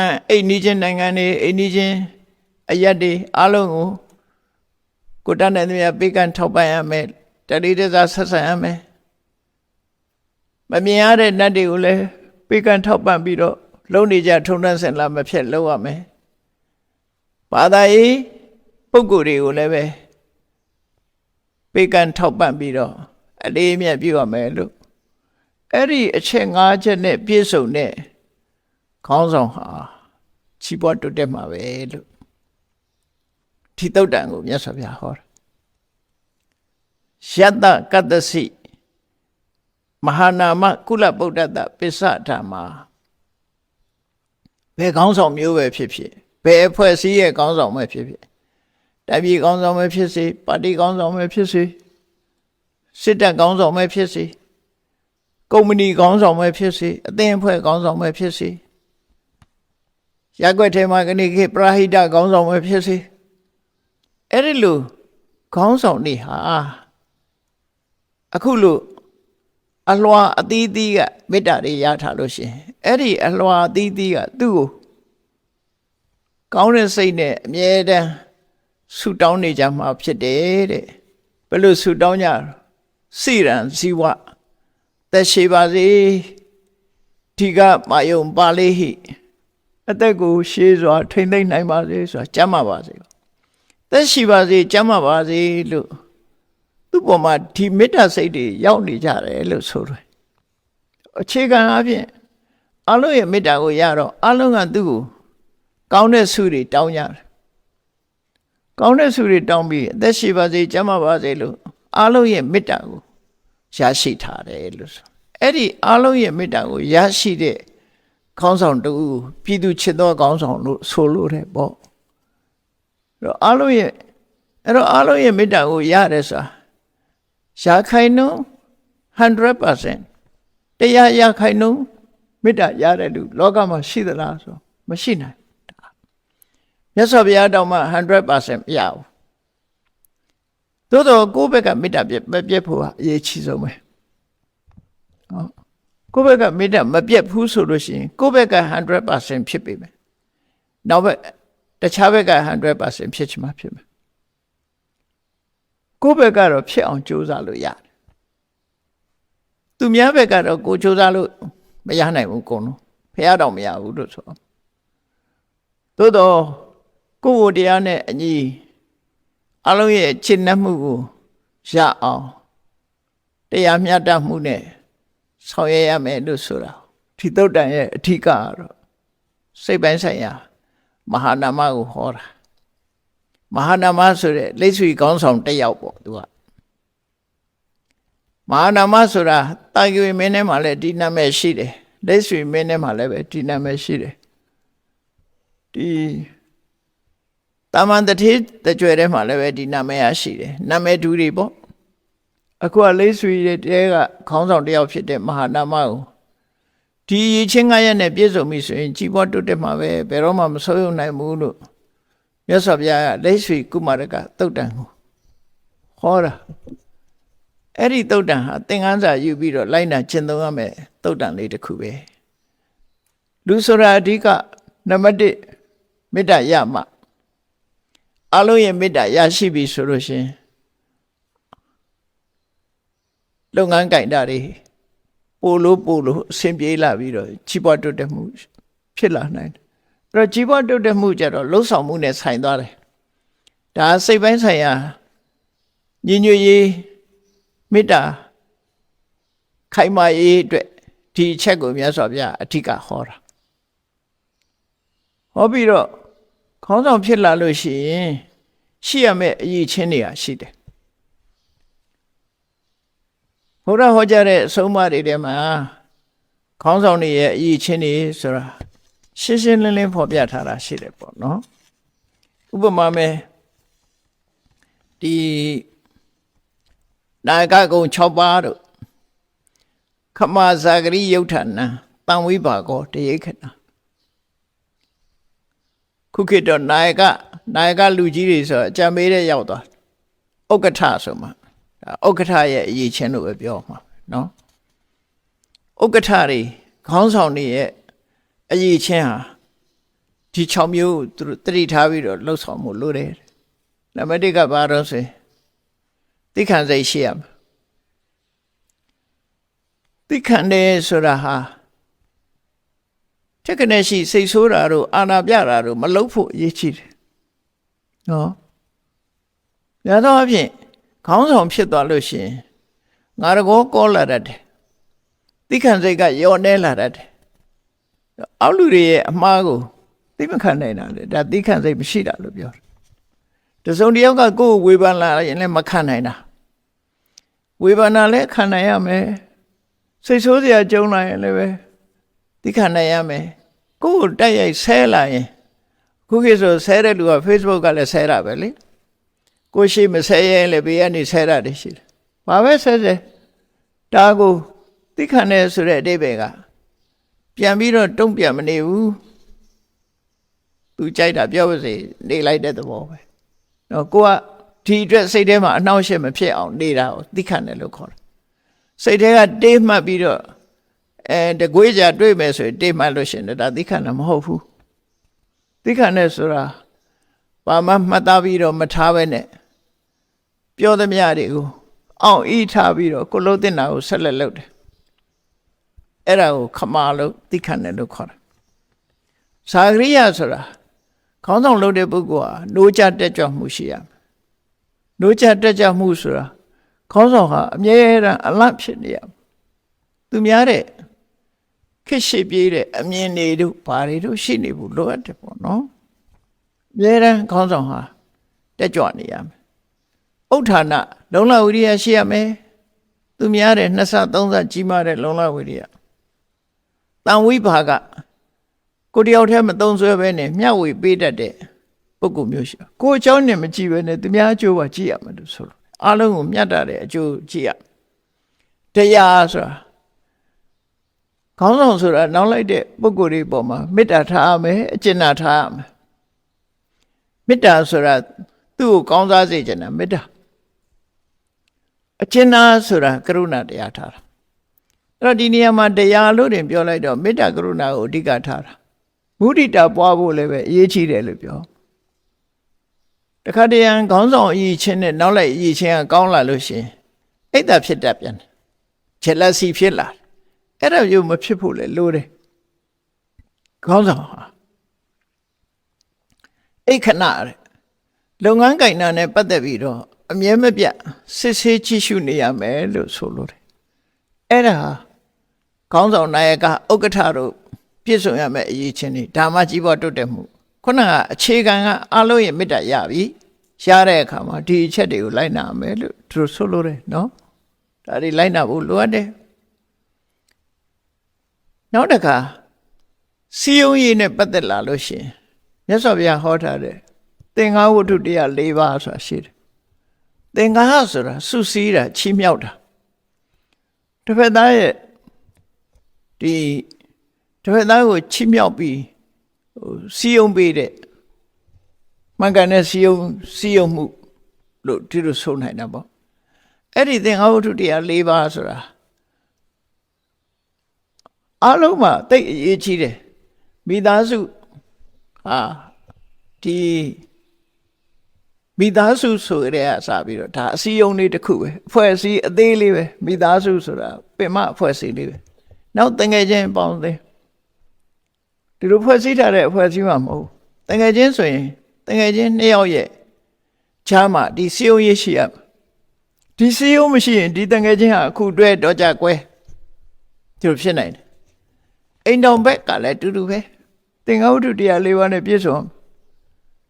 ကနေ့ခေတ်မှာတော့သင်္ဃဝတ္ထုတွေအားနဲ့လို့လားမသိဘူးကနေ့ကွဲနှစ်ဖြင့်ကွဲကနေ့တွဲပြီးနှစ်ဖြင့်ကြကွဲသွားကြဗျာအဲ့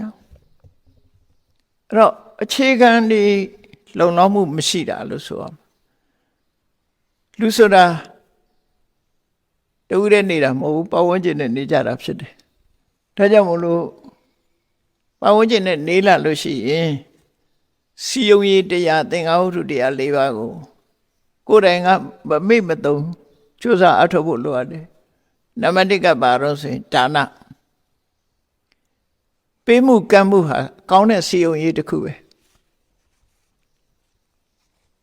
အဲ့တော့ဘာပေးရမှာတော့လို့လူတွေကတော့တွေးကောင်းတွေးလိမ့်မယ်လူရရှိကိုပေးသွားတာပဲလေလက်ဆောင်ပေးစရာရှိတယ်လက်ဆောင်ပေးတာNew Year ဆို New Year လက်ဆောင်ပေါ့ Christmas ဆို Christmas လက်ဆောင်လေးတွေပေးတယ်ဘာပဲဖြစ်ဖြစ်ပန်းစည်းလေးပဲဖြစ်ဖြစ်ပေးတာပဲအဲ့ဒီလေးပေးကမ်းမှုတွေဟာလူရဲ့စိတ်နှလုံးကိုစီယုံမိတာဖြစ်တယ်ပေါ့ဒါရင်လားလို့ဆိုတော့နောက်တစ်ခုကပေယဝိဇ္ဇာစကားပြောတဲ့အခါမှာသိအရေးကြီးတယ်မောက်မာဘယ်တော့မှမပြောနဲ့တစ်ဖက်သားနှဝင်ချိုအောင်ပြောတတ်ရမယ်နော်စကားကိုချိုချိုသာပြောတတ်ရမယ်အဲ့ဒါပေယဝိဇ္ဇာလည်းစီယုံရေးတစ်ခုပဲနောက်တစ်ခုကတော့အဋ္ဌစရိယာသူ့မှာကိစ္စဝိဇ္ဇာလှုပ်ရှားတွေပေါ်လာလို့ရှိရင်ကိုယ်ကိစ္စလို့သဘောထားပြီးဝိုင်းကူညံ့မနေစိမ့်ရအောင်အဲ့ဒါလည်းစီယုံရေးတစ်ခုပဲသူ့လှုပ်တော့ဝိုင်းလှုပ်တယ်ငါလှုပ်ကြရင်ဒီကောင်ကိုမဆိုင်ဘူးမအားလို့ပါဆိုပြီးတော့ရှောင်ထွက်မသွားသူ့လှုပ်လဲဝိုင်းလှုပ်တယ်ကိုလှုပ်လဲဝိုင်းလှုပ်တယ်နောက်ဆုံးတစ်ချက်ကတမာနတ္တတာဆက်ဆံပြီဆိုရင်ကိုနဲ့ဓာတ်နုထားဆက်ဆံဘယ်တော့မှ look down မလုံးနဲ့လို့ပြောတာနော်အထင်အမြင်သေးတာမျိုးနဲ့ဆက်ဆံမိသွားလို့ရှိရင်ဒီလူကရင်ထဲမှာခုတ်သွားအဲ့ဒီကလေးမေတ္တာပျောက်သွားတယ်အဲ့ဒါလို့မေတ္တာရဲ့စလုံးစခုတွေမဖြစ်စေအောင်အမြဲတမ်းကိုယ့်အောက်ကလူပဲဆိုပြီးတော့ကိုယ့်ရဲ့နှိမ့်ကြတဲ့လူပဲဆိုတဲ့အမြင်မျိုးနဲ့မထားပါနဲ့ဆက်ဆံမှုဟာအမှန်တမ်းအရေးကြီးတယ်လို့တမနာတ္တတာကိုယ်နဲ့ဓာတ်နုထားပြီးဆက်ဆံရမယ်ကိုယ်အရေးချင်းမျိုးရအောင်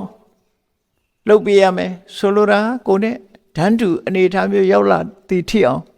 သူ့ကိုမြင့်တင်ပေးရမယ်လို့ဆိုလိုတယ်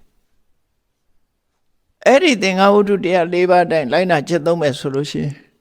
ဒီဟာခေါင်းဆောင်ကောင်းဖြစ်လာမေတ္တာရတဲ့အပြင်လိုက်နာဆောင်ရွက်ရမယ်အလုပ်တွေကတော့ဒီသင်္ဃာဝတ္ထုတရား၄ပါးပဲဒါအရေးကြီးတယ်လို့သူတို့ဆိုလိုတယ်နော်အဲ့တော့ခေါင်းဆောင်ကောင်းရဲ့အင်္ဂါရက်တွေမြတ်စွာဘုရားရဲ့တရားတော်တွေမှာပြည့်ပြည့်စုံစုံဖော်ပြထားတာတိုင်းပြည်ကြီးတစ်ခုလုံးကိုအုပ်စိုးတဲ့ရှေးခေတ်ကတော့ monarchical system ဧကရာဇ်ဘုရင်စနစ် oligarchy system ဆို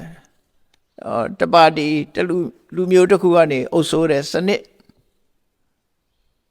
ဒီကနေ့ခေတ်မှာလည်းပဲပါတီကအုပ်စိုးတဲ့ဆိုရင်ဒါ oligarchy ပုံစံမျိုးပဲ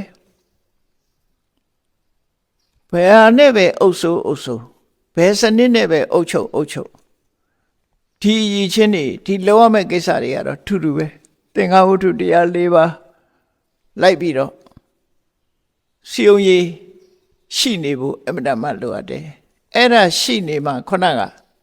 ပြည်သူတို့ရဲ့ကောင်းသောဆုတောင်းကိုရရှိမှာဖြစ်တယ်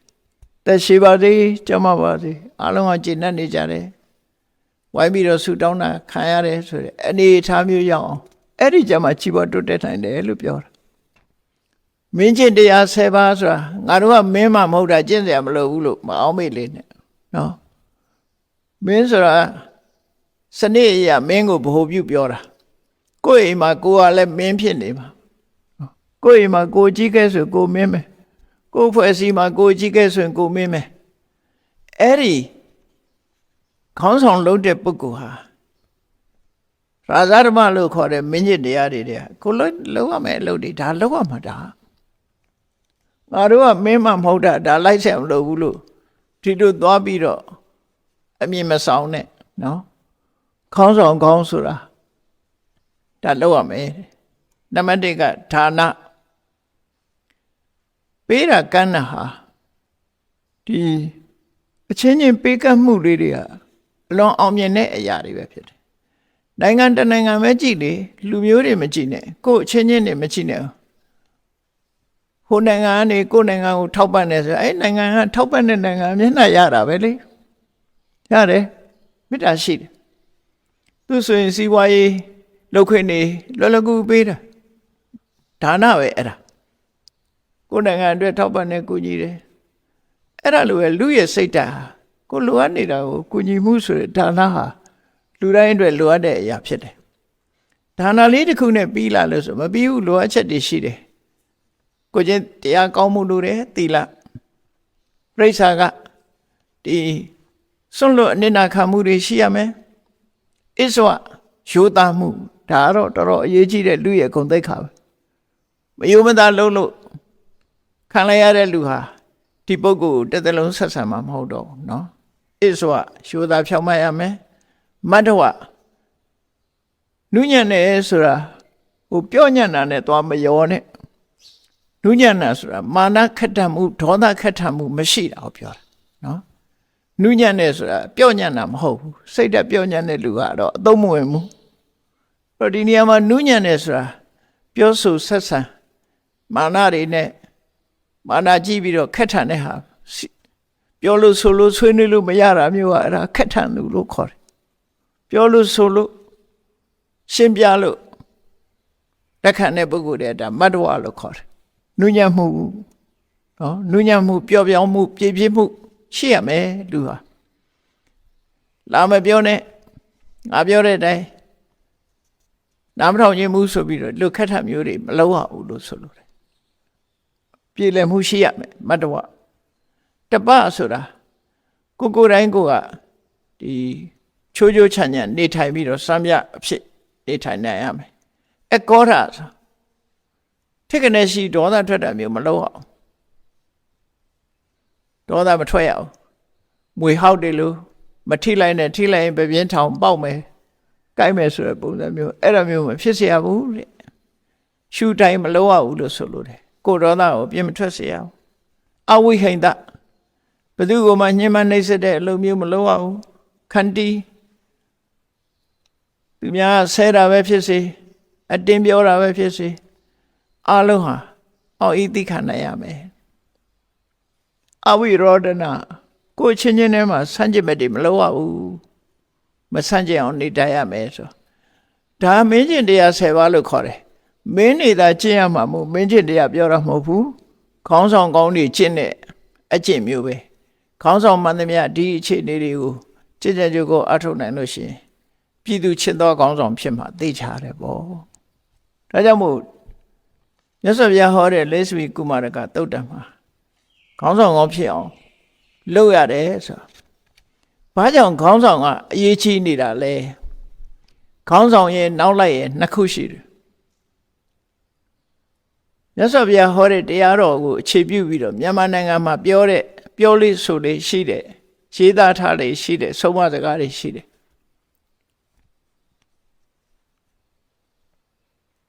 ရှေ့ဆောင်နွားလားဖြောင်းမြောင်းသွားကနောက်နွားတက်တိုက်ဖြောင်းမြောင်းလိုက်ဆိုလိုတာခေါင်းဆောင်ကောင်းလို့ရှိရင်နောက်လိုက်တွေကောင်းလားကနေ့ခေတ်တော့ခေါင်းဆောင်ကောင်းရှိရင်ခေါင်းဆောင်ကောင်းနေခေါင်းဆောင်ကောင်းရှိဖို့တဲ့နောက်လိုက်ကောင်းရှိဖို့လိုတယ်ဆိုပြီးတော့ပြောလာကြပြန်တယ် မှန်တော့ခေါင်းဆောင်ကောင်းလို့ရှိရင်နောက်လိုက်ကကောင်းလာမှာပဲသိကြတယ်အဓိကကတော့ခေါင်းဆောင်ကိုပဲအဓိကထားပြောတယ်ရှေ့ဆုံးအဲ့ဒါလေးကိုမှတ်သားကြည့်ဗမာစကားဟာဘယ်ကနေပြီးတော့ယူပြီးတော့ပြောတာတော့ရှေ့ဆောင်နွားလာဖြောင်းဖြောင်းသွားကနောက်နွားတက်တိုက်ဖြောင်းဖြောင်းလိုက်ဤဆိုတာဒါဥပမာအနေနဲ့ပြောတာပါဠိစာပေမှာအရမိကတုတ်တန်ဆိုတာမြတ်စွာဘုရားဟောတာရှိတယ်အဲ့ဒီတုတ်တန်ကလာတဲ့စကားလုံးပဲဒါဂုဏံစေတရမာနနံဥစုံခိစ္စတိပုံငောတဲ့နွားအုပ်ကြီးတအုပ်ဟာတရားရွှေ့သွားကြတယ်အဲ့ဒီထဲမှာခေါင်းဆောင်နွားကြီးကလမ်းဖြောင်းဖြောင်းသွားလို့ရှိရင်တဲ့တပ္ပခာဝီဥစုံကိစ္ဆန္တိနိတေဥစုံကတိတတိသူဖြောင်းဖြောင်းသွားလို့ရှိရင်နောက်ကနွားအုပ်ကလည်းသူ့နောက်အကုန်လိုက်သွားကြတယ်နော်ဒါစေဖာရီတို့ဘာတို့ကြည့်လိုက်မဲ့ဆိုရင်တော်ရိုင်းတရိษံတွေတောင်မှပဲခေါင်းဆောင်နောက်လိုက်ကြတာလေအကုန်လုံးသူသွားရအကုန်လိုက်ကြတာအဲ့တော့မြတ်စွာဘုရားဥပမာအနေနဲ့ဟောတာဟောချင်တာကဘာတော့ဆိုဧဝမေဝံမနုဿေတုယောဟောတိတိဋ္ဌတမတောဒီတိုင်းပဲတဲ့လူအတိုင်းဝိုင်းထဲမှာအကြီးအမြတ်လို့ခေါင်းဆောင်တင်ထားတဲ့ပုဂ္ဂိုလ်ရှိတယ်ဥက္ကဋ္ဌတင်ထားတဲ့ပုဂ္ဂိုလ်ရှိတယ်နော်အဲ့ဒီဥက္ကဋ္ဌလို့ဆိုရဲမြင့်မြတ်တဲ့ပုဂ္ဂိုလ်အမြတ်ခေါင်းဆောင်အဖြစ်တင်ထားတဲ့ပုဂ္ဂိုလ်ဟာတဲ့သောတစေဓမ္မံစရေတိပကေဝဣတရာပစာသောတစေဓမ္မံစရတိအဲ့ဒီပုဂ္ဂိုလ်ကတရားဥပဒေကိုလေးစားတယ်မြတ်တာတယ်နော်ဆိုလို့ရှိရင်နောက်လူတွေကလည်းပဲတရားဥပဒေလေးစားတဲ့ပုဂ္ဂိုလ်တွေမြတ်တာတဲ့ပုဂ္ဂိုလ်တွေဖြစ်လာသူကိုယ်တိုင်ကမမြတ်မတဥပဒေမလေးစားတဲ့ပုဂ္ဂိုလ်ဖြစ်လာလို့ရှိရင်ကျန်တဲ့ပုဂ္ဂိုလ်တွေလည်းမမြတ်မတမလေးစားဖြစ်လာမှာအဲ့တော့သူကိုယ်တိုင်ကတရားကိုအလေးမြတ်တရားလမ်းကြောင်းတိုင်းနေထိုင်တယ်သူကတရားလမ်းကြောင်းတိုင်းနေလို့ရှိရင်ပကေဝဣတရာပစာသူနောက်လိုက်တွေပြောစရာမလိုတော့ဘူးသူကျင့်တဲ့အတိုင်းလိုက်ပြီးတော့ကျင့်ကြတယ်တပ္ပရတ္ထံဒုက္ခသေတိတနိုင်ငံလုံးတတိုင်းပြည်လုံးဟာချမ်းသာတယ်အဲ့တိုင်းနေတနိုင်ငံလုံးတတိုင်းပြည်လုံးဟာချမ်းသာကြွယ်ဝပြီရာဇာစေဟောတိဓမ္မိကောတဲ့တိုင်းပြည်ကောင်းဆောင်ကတရားနိလန်းအတိုင်းဥပဒေစည်းကမ်းနဲ့အညီနေထိုင်သွားပြီဆိုလို့ရှိရင်အဲ့ဒီတိုင်းပြည်ဟာချမ်းသာပြီးတော့ကြီးဝါတိုးတက်လာမယ်ဒါကမြတ်စွာဘုရားဟောခဲ့တဲ့တရားတွေပဲအဲ့တော့မြတ်စွာဘုရားတရားတော်ဟာကိုယ်ကိုယ်ယုံတက်တက်ဘာသာတရားဒီလိုဟာမျိုးမဟုတ်ဘူးတိုင်းပြည်ထူထောင်တဲ့နေရာမှာလည်းပဲဒီတရားဟာအရေးကြီးတယ်နေ့စဉ်ဘဝจิตသုံးတန်လည်းပဲဒီတရားတွေအရေးကြီးတယ်လူတရားတွေကိုမြတ်စွာဘုရားဟောတာလူတွေဘဝမှာအလုံးကတော့နိဗ္ဗာန်ရောက်ကြောင်းတရားလို့ကြီးပဲထင်နေကြတယ်မှန်တော့နိဗ္ဗာန်ဆိုတာလမ်းဆုံးမနိုင်ကိုပြောတာမရောက်ချင်သေးဘူးဆိုရင်လည်းလူဘဝမှာချမ်းသာသာနေနိုင်မှုကျင့်စဉ်တွေမြတ်စွာဘုရားဟောထားတယ်လမ်းမျိုးစုံကိုညွှန်ပြနိုင်တဲ့တရားဒီဘဝကောင်းကျိုးကိုပေးနိုင်တယ်နောက်ဘဝကောင်းကျိုးကိုပေးနိုင်တယ်နှစ်ဘဝလုံးအတွက်ကောင်းကျိုးပေးနိုင်တယ်တန်တရားကလွတ်ချင်ပြီဆိုရင်လည်းပဲလွတ်တဲ့နိလန်းကိုကျင့်ဆောင်မှုဟောပြောထားတာဖြစ်တယ်အဲ့တော့ကိုယ်ဝေယုံဘာသာတရားတတ်မဟုတ်ပဲနဲ့ဒီနေ့ခေတ်မြန်မာလူမျိုးတွေရဲ့လက်ထဲမှာရှိတဲ့မြန်မာနိုင်ငံမှာထွန်းကားနေတဲ့ပိဋက3သွဲ့နိကေ5ပြဓမ္မခန္ဓာပေါင်း8400ဆိုဗမာပြည်မှာရှိတယ်ဟောတာအိန္ဒိယမှာဟောခဲ့တယ်အဲ့ဒီအိန္ဒိယဟောတဲ့ဟာကိုအထုပ်အထည်နေတယ်ကွာမြန်မာပြည်ရောက်ပြီအခုမြန်မာပြည်မှာထွန်းကားနေတယ်နော်အဲ့တန်တမိုးရှိတဲ့ယရဏပစ္စည်းကိုမြန်မာလူမျိုးတွေရဲ့လက်ထဲရောက်လာဘယ်ချိန်ကစရောက်လာတယ်လဲဆိုရင်အိန္ဒိယနိုင်ငံနေပြီးတော့ရှင်သောနာနဲ့ရှင်ဥတ္တရကိုသူ့ဝန္ဒဘူမိလွတ်လိုက်တဲ့အချိန်ကစပြီးတော့ဘာသာတရားဟာရောက်ရှိလာတယ်လို့ပြောနိုင်တယ်ပေါ့နော်အာသောကမင်းကြီးလက်ထက်ဒီတဲ့စောလဲရောက်ချင်ရောက်နိုင်တယ်ပေါ့နောက်နောထာဘုရင်ကြီးလက်ထက်ရောက်တဲ့အခါကျတော့အဲ့ဒီသူ့ဝန္ဒဘူမိတထုံမှာရှိတဲ့ပိဋကတ်တွေသီရိလင်္ကာအခုဒီကနေ့သီရိလင်္ကာလို့ခေါ်တဲ့သီဟိုနိုင်ငံမှာရှိတဲ့ပိဋကတ်တွေအဲ့ဒီပိဋကတ်တွေယူပြီးအလုံးတိုက်ဆိုင်ပြီးချိအနောဒဘုရင်ကြီးဟာရှင်အရဟံအကူအညီနဲ့ဒီပိဋကတ်3ပုံ နိကေ9ရက်မြတ်စွာဘုရားရဲ့ဆုံးမတရားတော်တွေမြန်မာလူမျိုးတွေရဲ့ရင်ထဲရောက်အောင်ပကံခေတ်ကစတင်ပြီးတော့ဆောင်ရွက်ခဲ့တယ်ပကံခေတ်ဟာစပြီးများစွာတိုးတက်ခဲ့တယ်ပေါ့အဲ့ဒီဘက်ကိုတမန်အဖြစ်ရေးသားဖော်ပြလေးမရှိကြတဲ့အခါကျတော့ပကံခေတ်ရဲ့တိုးတက်မှုဟာလူတွေကတော့ရုပ်ပိုင်းဆိုင်ရာလောက်ပဲသိတယ်လက်ဝင်ရိုးတဲ့တញ្ញញ្ញပကံဖျားပေါင်းဆိုဖျားပြူဖျားပြက်တွေပဲကြည့်ပြီးတော့ပကံခေတ်ကဖျားတဲ့တယ်ပဲဒါလောက်ပဲသိကြတယ်အမှန်ကပကံခေတ်ရဲ့ဒီဘုရားတရားတော်တွေလိုက်နာကျင့်သုံးမှုဟာအမြဲတမ်းကြီးမားတယ်လို့ဆိုရမယ်နောက်ပိုင်းမှာစာပေနဲ့ပတ်သက်ပြီးရေးသားထားတာတွေများစွာရှိတယ်ပေါ့အဲ့တော့အနောယထာဘုရင်ကနေစပြီးတော့မြန်မာနိုင်ငံကိုတည်ထောင်သွားတဲ့ဘုရင်ကြီးတွေအုပ်စီးသွားတဲ့ဘုရင်တွေဟာဟောဒီပိဋကတ်ထဲကပညာရက်တွေနဲ့ပဲအုပ်ချုပ်သွားကြတယ်အဲ့ဒီအချိန်မှာဘယ်အနောက်တိုင်းပညာဒီစနစ်မှမရှိသေးဘူးတီဘောမင်း1885ခုနှစ်မြန်မာနိုင်ငံလွတ်လပ်ရေးဆုံးရှုံးသွားတဲ့နောက်ပိုင်းကျမှအနောက်တိုင်းကအုပ်ချုပ်ရေးစနစ်တွေဗမာပြည်ရောက်လာတာအဲ့ဒီမတိုင်ခင်ကပိဋကတ်မြတ်စွာဘုရားအဆုံးအမတရားတော်တွေနဲ့အုပ်ချုပ်သွားတာပဲဖြစ်တယ်ဒါနဲ့ပတ်သက်ပြီးတော့ပိဋကတ်တော်တွေကိုအမှတ်တမဲ့မနေကြဘဲနဲ့အားလုံးဟာဒီလန်ရှာပြီးတော့လေ့လာမှတ်သားကြဖို့အမြဲတမ်းအရေးကြီးတယ်ပေါ့မြန်မာပြည်မှာပိဋကတ်တွေဟာအပြည့်အဝရှိနေတယ်ဒီထဲမှာလူမှုရေးစီးပွားရေးအားလုံးအကျုံးဝင်တဲ့တန်ဖိုးမပြတ်နိုင်တဲ့ဆုံးမတွေဒီထဲမှာအကုန်ရှိတယ်စိတ်နှလုံးအေးချမ်းမှုကိုပေးနိုင်တဲ့အဆုံးအမတွေအကုန်ရှိတယ်ဒါကြောင့်မို့မြတ်စွာဘုရားရဲ့အဆုံးအမတိုင်းထင်ရှားတဲ့မှတ်တမ်းရှိတဲ့အရာတစ်ခုပြောမှဆိုရင်အနောထာဘုရင်ရဲ့နောက်မှာနန်းတက်ပြီးတိုင်းပြည်ကိုပြန်စည်းရုံးနိုင်တဲ့ကျန်စစ်သားမင်းဆိုတာအားလုံးသိကြတဲ့အတိုင်းအဲ့ဒီကျန်စစ်သားမင်းကြီးကတိုင်းပြည်ကိုစည်းရုံးပြီးတော့သူမအုပ်ချုပ်နိုင်ခင်တိုင်းပြည်ဟာဖျော်ဖြဲဖြစ်သွားတယ်အဲ့ဒီအချိန်မှာကြောက်စာထိုးပြီးတော့သူလုံးဆောင်ချက်တွေမှတ်ထားတယ်သားရကွယ်မရတဲ့ကွယ်အနေနဲ့ရရပြေလွှာပုံအောင်ကြတဲ့ပြည်သူတွေကိုပြန်ပြီးတော့ရအောင်စီမံပေးတယ်အားလုံးပြန်ဆုံတွေ့ဖို့လုပ်ပေးတယ်အဲ့ဒီမှာဒုက္ခရောက်ကြတဲ့အခါလူတွေကငိုကြွေးကြတော့မွန်ဘာသာနဲ့ရေးထိုးထားတဲ့ဒီကျန်စစ်သားဘုရင်ကြီးရဲ့မှတ်တမ်းလေးမှာဒုက္ခရောက်တဲ့ပြည်သူတို့ရဲ့မျက်နှာကိုမျက်ရည်ကိုသူတုပ်ပါမယ်လက်ရလက်ဖြင့်စားစရာတောက်စရာတွေပေးပါမယ်လက်ဝဲလက်ဖြင့်အဝတ်တန်းစာတွေပေးပါမယ်တို့အဲ့ဒီလို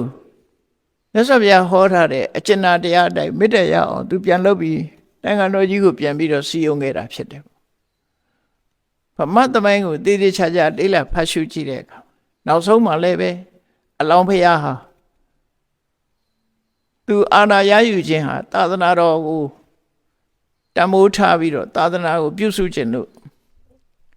ငါသာသနာပြုရရင်ငါအနိုင်ရပါစေသူတို့သာသနာပြုရရင်သူတို့အနိုင်ရပါစေလို့ဆင်ဥကင်းထက်ကနေပြီးရွှေကြရားနဲ့ရေသွန်းလောင်းပြီးတော့ရှေ့တန်းကိုထွက်သွားတာဖြစ်တယ်ပေါ့မင်္ဂန်နဲ့ရည်ရွယ်ခြင်းနဲ့လုပ်ကြတယ်လို့ဆိုတော့အဲ့တော့မြတ်စွာဘုရားရဲ့အဆုံးအမတရားတော်တွေဟာပိဋကတ်ထဲမှာအပြည့်စုံရှိသည့်အတွက်ကြောင့်ဒီအဆုံးအမတော်တွေတိုင်းလိုက်နာကျင့်သုံးမှုဟာအလွန်ကောင်းတယ်လို့ဒီအချက်တွေကိုသိရှိတဲ့ဒီရွှေကျင်သာသနာပိုင်စံငင်းဆရာတော်ဘုရားကြီးမိတ်ရှိသွားတာကိုစာပေထဲမှာဖတ်ရှုရတယ်ဝန်ကြီးတူကိုပြောလိုက်တယ်ဖတ်ဆဗလာလက်ထက်ကတို့တိုင်းပြည်မှာတဲ့ပိဋကတ်မတတ်ရင်ဝန်ကြီးမလုပ်ရဆိုတဲ့ဥပဒေရေးဖို့ကောင်းတယ်ပေါ့အကယ်၍ပိဋကတ်တတ်မယ်ဆိုလို့ရှိရင်ဒီဝန်ကြီးတွေရဲ့အုပ်ချုပ်တဲ့နည်းပညာပြည်သူတွေနဲ့ဆက်ဆံတဲ့နည်းပညာဒီတဲ့ပို့ပြီးတိုးတက်ပြီးတိုင်းပြည်ဒီတဲ့ကြီးပွားတိုးတက်နိုင်တယ်လို့ဆရာတော်ကြီးကယုံကြည်လို့ဒီစကားကိုမရှိလိုက်တာဝန်ကြီးမတတ်ရင်ဒီဝန်ကြီးဟာပိဋကတ်မတတ်ရင်ဝန်ကြီးမလုပ်ရဆိုဥပဒေရေးထားဖို့ကောင်းတယ်လို့ဆရာတော်ကြီးမရှိလိုက်တဲ့စကားဟာရှိတယ်ဒါကြောင့်တရားချစ်ခင်သူတော်စင်ပြိဿအပေါင်းတို့ပြည်သူချစ်သောကောင်းဆောင်များဆိုတာဟာအခြေခံကြတဲ့ စီလုံးရေးမှာတဦးမေတ္တာတဦးမှာဆိုတာလို့အလုံးခြေနဲ့နှစ်သက်ပြီးတဦးနဲ့တူမျက်နှိုးချင်းခံရတဲ့ပြည်သူနဲ့ခေါင်းဆောင်ပေါင်းစုံပြီးတော့တိုင်းပြည်ကိုတိုးတက်ကြီးပွားအောင်လုပ်နိုင်မှသာလျှင်ကြီးပွားတိုးတက်တဲ့တိုင်းပြည်ဖြစ်နိုင်တယ်ဆိုတာကိုစီယုံကြည်ပြီးတော့တဦးနဲ့တူမေတ္တာသက်ဝင်ပြီးစီလုံးကတိုင်းရေးပြည်ဘာသာရေးသာသနာရေးအားလုံးတိုးတက်အောင်